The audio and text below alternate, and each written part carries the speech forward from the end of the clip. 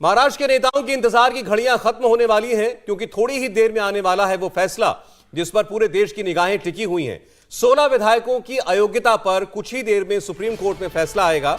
Chief justice समेत 5 जजों की संविधान पीठ अपना फैसला सुनाने वाली है। शिंदे गुट के 16 विधायकों पर दल बदल कानून लगता है या नहीं, वो योग्य करार दिए जाते हैं या अयोग्य, ये अब से कुछ ही मिनटों के अंदर पता चल जाएगा। और इन 16 में मुख्यमंत्री शिंदे खुद भी शामिल हैं। सुप्रीम कोर्ट के इस फैसले का महाराष्ट्र की सियासत पर बड़ा प्रभाव पड़ने वाला है। हमारे तमाम सहयोगी हमारे साथ जुड़े हुए हैं। सचिन चौधरी हमारे साथ हैं, गौनिका अरोड़ा भी सुप्रीम कोर्ट से लाइव जुड़ी हुई हैं।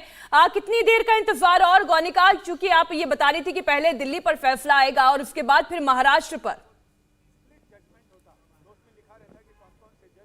देखिए, आमतौर पर कोर्ट मीनाक्षी 10:30 बजे बैठता है, लेकिन क्योंकि एक एक्स सीजेआई जिनके निधन हो गया था उनको श्रद्धांजलि दी जाएगी और उसमें सभी जजेस पहले वो जाएंगे। 10:30 से लगभग 11 बजे तक ये फुल कोर्ट रेफरेंस चल सकता है।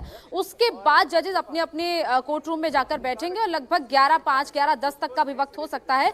और उसमें ही सबसे पहले दिल्ली को लेकर फैसला सुनाया जाएगा कि दिल्ली में जो एडमिनिस्ट्रेटिव कंट्रोल है ब्यूरोक्रेट्स की पोस्टिंग का, ट्रांसफर का, वो किसके पास है। क्योंकि इससे पहले जो जीएनसीटीडी एक्ट आया था, उससे पहले जो सुप्रीम कोर्ट में भी हियरिंग हुई थी, सुप्रीम कोर्ट का जो फैसला था जिसमें यह कहा गया था कि एलजी को हार्मनी में, यानी कि जो काउंसिल ऑफ मिनिस्टर्स है दिल्ली सरकार के, उनके साथ मिलकर काम करना है। लेकिन जो पावर है वो एलजी के पास रहेगी, लेकिन काम दोनों को मिलकर करना है। जिसके बाद ये कहा गया एडमिनिस्ट्रेटिव कंट्रोल अगर एलजी के पास है, लेकिन काउंसिल ऑफ मिनिस्टर्स से उनको कंसल्ट करके करना है। लेकिन वो पावर कहां तक सीमित है, कौन कौन सी ऐसी कैटेगरीज हैं जिसमें पावर उनके पास रहेगी, जिसमें एलजी खुद से फैसला ले सकता है। क्या जो ब्यूरोक्रेट का ट्रांसफर है वो दिल्ली सरकार खुद कर सकती है, नहीं। इन्हीं चीज की क्लैरिफिकेशन के लिए दिल्ली सरकार सुप्रीम कोर्ट आई।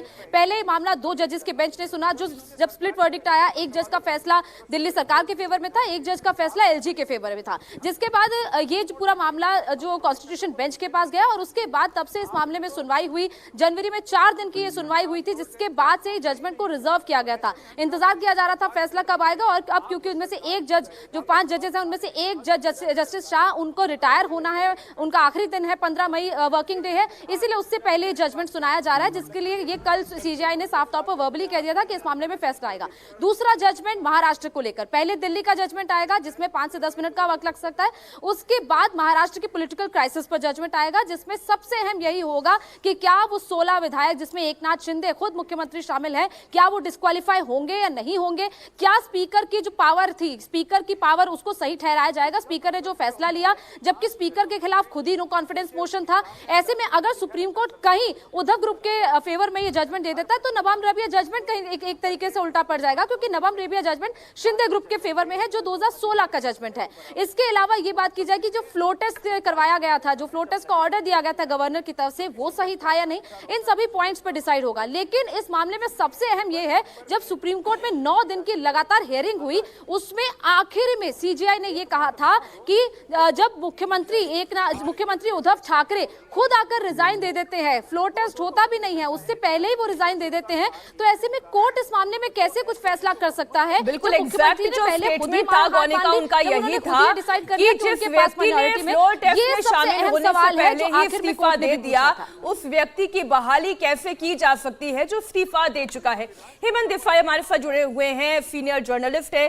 देसाई जी, ये एक बड़ा विकट प्रश्न है और उद्धव ठाकरे के सामने भी है। आपने फ्लोर टेस्ट पर जाने से पहले ही इस्तीफा दे दिया और फिर आप पुरानी स्थिति की बात करते हैं, वो बहाली कैसे होगी? ये एक संदेश जो सीजेआई का, ये जो स्टेटमेंट है, ये क्या बड़ा मैसेज भी है? मेरे ख्याल से ये उद्धव ठाकरे की तरफ से मतलब वो बहुत गंभीर मिस्टेक हुई उनसे। उन्होंने मतलब इमोशन में आके ये डिसीजन लिया और उनको शायद लगा होगा कि इससे उनको सिंपैथी भी मिलेगी। आपको मालूम है कि रेसिग्नेशन के बाद वो तुरंत वर्षा से अपने मातोश्री चले गए और वहाँ काफी भीड़ इकट्ठी हुई।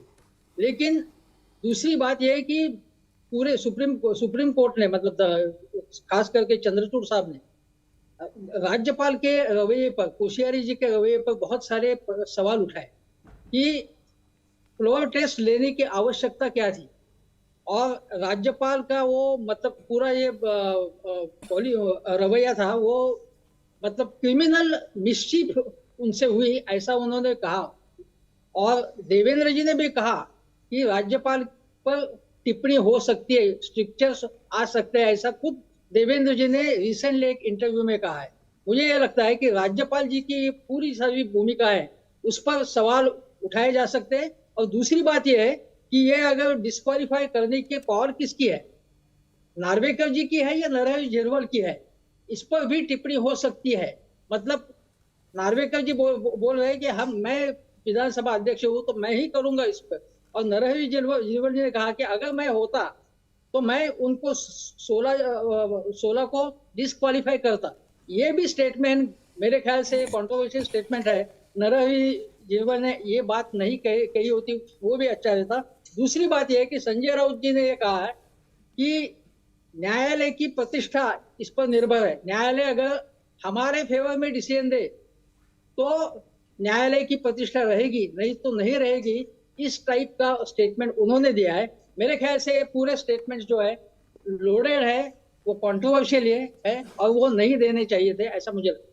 एक बार सचिन के पास चलें। सचिन, लेकिन इस बात को लेकर बड़ी चर्चाएं रही कि पिछले दिनों एनसीपी के अंदर जो भी उथल पुथल थी, माना जाता रहा कि एक बड़ा धड़ा है जो बीजेपी के साथ आना चाहता है, और बीजेपी इस बात को लेकर इच्छुक थी। वो इसीलिए थी कि आज का जजमेंट अगर विपरीत गया भारतीय जनता पार्टी के की इस सरकार के, एक नाथ शिंदे के विपरीत अगर जाता है तो नए साथियों की तलाश करनी चाहिए। तो क्या आज की इस आशंका को देखते हुए नए साथी की तलाश में भारतीय जनता पार्टी वाकई है? जी देखिए, आज का जो जजमेंट आएगा वो काफ़ी जो है इसका असर होगा सिर्फ महाराष्ट्र पर नहीं बल्कि देश की राजनीति में। अगर ये जजमेंट एकनाथ शिंदे को राहत मिलती है, उनके गुट को राहत मिलती है, तो अजित पवार को एक नया रास्ता मिल जाएगा। हो सकता है कि आने वाले दिनों में एनसीपी का एक गुट, अजित पवार या कोई और नेता जो है वो शिंदे की राह पर चलेगा।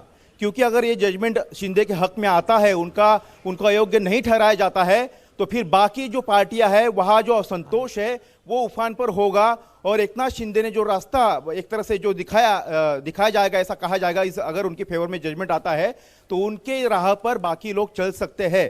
तो अब ये जो डिसीजन है ये काफ़ी महत्वपूर्ण होगा। ये डिसीजन अगर एकनाथ शिंदे और उनको राहत देती है तो आने वाले दिनों में एनसीपी को बहुत ही सचेत रहना पड़ेगा। एनसीपी नहीं बल्कि कांग्रेस को भी सचेत रहना पड़ेगा और अन्य जो पार्टियां हैं उनको भी सचेत रहना पड़ेगा। इसीलिए महाविकास आघाड़ी के नेता शरद पवार से लेकर उद्धव ठाकरे ये बार बार कह रहे कि ये सिर्फ महाराष्ट्र के भविष्य का फैसला नहीं है बल्कि ये लोकतंत्र का फैसला है, लोकतंत्र के भविष्य का फैसला है।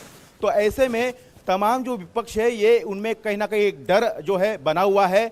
महाराष्ट्र सरकार की बात करें तो मुख्यमंत्री उप मुख्यमंत्री अपनी आज की बैठकें, आज के कार्यक्रम उनके तय है।